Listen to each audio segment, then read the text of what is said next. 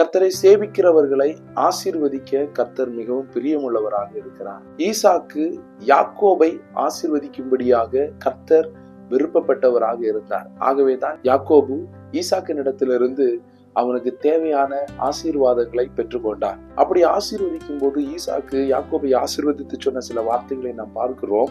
அத்தியாயம் 27 அதிகாரம் 28, 29 வசனங்களை நாம் பார்க்கும்போது, தேவன் உனக்கு வானத்து பனியையும் பூமியின் கொழுமையும் கொடுத்து மிகுந்த தானியத்தையும் திராட்சரசத்தையும் தந்தருள்வாராக. இங்கே யாக்கோபுக்கு கொடுக்கப்படுகிற ஒரு மிகப்பெரிய ஆசீர்வாதம் என்ன அப்படின்னா, இந்த உலகத்திலே கர்த்தர் ஆதியிலே சிருஷ்டித்த சகல நன்மைகளையும் அவனுக்கு கொடுக்கிறார். விசேஷமாக வானத்தின் ஆசீர்வாதங்கள் என்று சொல்லப்படுகிறது.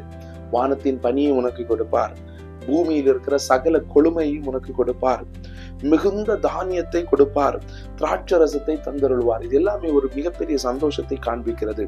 அதோடு கூட 29வது வசனத்தின் ஆரம்ப வார்த்தை என்ன சொல்லுகிறது அப்படி என்று சொன்னால், ஜனங்கள் உன்னை சேவிக்கவும் ஜாதிகள் உன்னை வணங்கவும் கடவர்கள் என்று சொல்லுகிறதை நாம் வாசிக்கிறோம். பாருங்கள், கர்த்தருடைய வசனம் தெளிவாக சொல்லுகிறது, ஜனங்கள் உன்னை சேவிப்பார்கள். தேவனுடைய பிள்ளைகளை குறித்து கர்த்தர் வைத்திருக்கிற மிகப்பெரிய நோக்கம் என்னவென்று சொன்னால், நாம்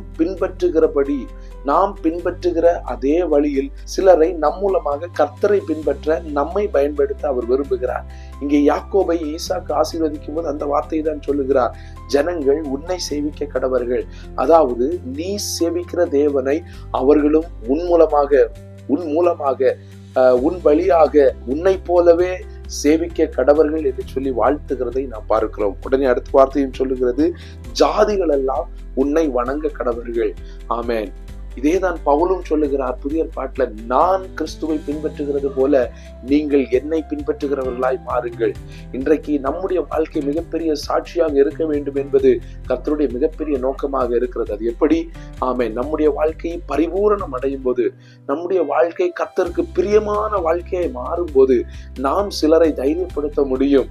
நான் கர்த்தரை பின்பற்றுகிறது போல நீங்கள் என்னை பின்பற்றுங்கள், நிச்சயமாக கர்த்தருடைய ஆசீர்வாதங்களை நீங்களும் பெற்றுக்கொள்ள முடியும் என்று சொல்லுகிற ஒரு உன்னத நிலைக்கு கர்த்தர் நம்மை அழைத்து செல்ல அவர் விரும்புகிறார். ஆகவேதான் யாக்கோபுக்கு ஈசாக்கு மூலமாக இப்படிப்பட்ட வார்த்தைகளை கொடுத்து கர்த்தர் ஆசீர்வதிக்கிறதை நாம் பார்க்கிறோம்.